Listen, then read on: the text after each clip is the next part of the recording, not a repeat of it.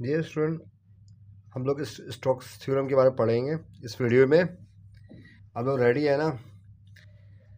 Let's see be the rectangle in the plane z is equal to y oriented as in below figure below.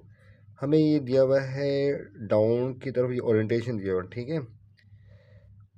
और ये ज़हन में रखना, down आपका orientation अगर डाउन है, ओरिएंटेशन अप है, तो उस हिसाब से जो एन है वो चेंज होगा। अगर डाउन है तो डावा जेड ओवर डावा एक्स आई प्लस डावा जेड ओवर डावा वाई जे माइनस के होगा। अदरवाइज अगर ये अप है ओरिएंटेशन, ये तो देखो डाउन की तरफ जा रहा है, अगर उलट है अप की तरफ है तो ये यहाँ माइनस आ जाएगा, यहाँ माइनस आ जाएगा, यहाँ प्लस आ जाएगा, ठीक है। तो एंड लेट एफ हमें गिवन है एक्स स्क्वायर आई प्लस 4x वाई क्यूब जे प्लस वाई स्क्वायर एक्स के। Find F dot D R, ये इसका मतलब है क्लोज, ठीक है। देखो स्टोक्स थ्योरम में क्या है, क्लोज होना चाहिए और ओरिएंटेशन होना चाहिए, ठीक है। ठीक है, ओरिएंटेड और क्लोज होना चाहिए, ठीक है, जो कि दोनों इस फिगर से हमें पता चल रहा है।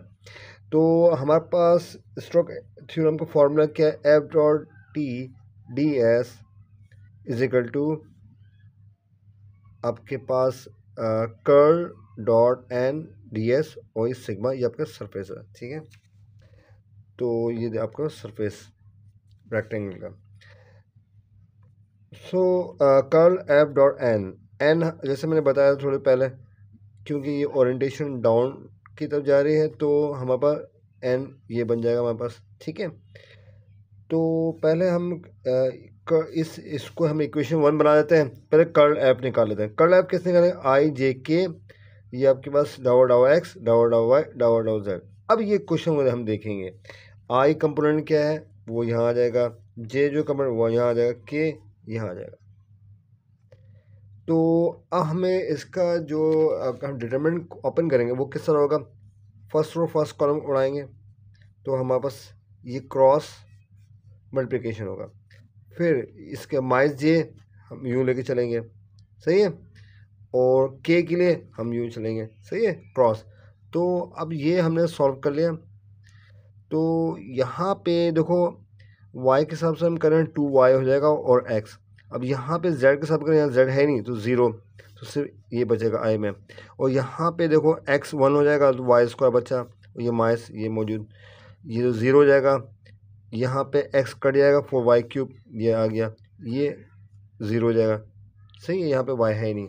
तो हमारे पास कर्ल एफ क्या रहा है, 2yx i minus Y square J plus 4y cube के।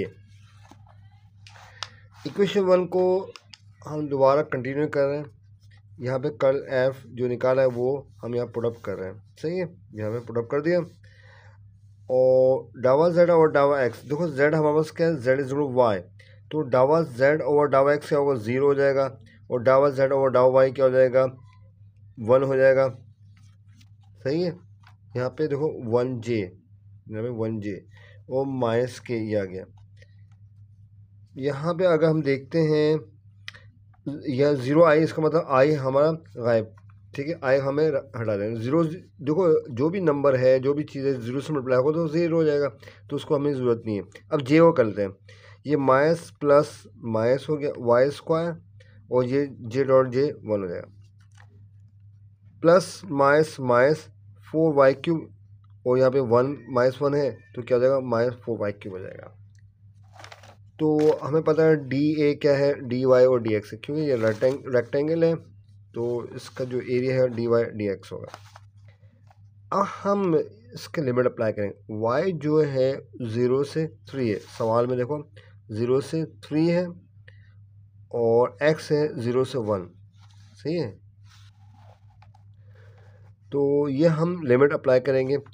अब क्या करेंगे, पहले हम इस y से सॉल्व करेंगे। तो वाई स्क्वायर का जो अगर हम इंटीग्रेशन लेते हैं तो क्या होगा, वाई क्यूब ओवर 3। हमने क्या कि ये दो जो माइनस है इसको हमने बाहर रख लिया है, सही है, और डी वाई को अंदर रखा है और डी एक्स को बाहर रखा है। तो यहाँ पे माइनस दोनों बाहर आ गया, वाई क्या आ जाएगा, वाई क्यूब ओवर 3 आ जाएगा, और वाई क्यूब का इंटीग्रेशन करेंगे वाई 4 और 4 से कैंसिल हो जाएगा।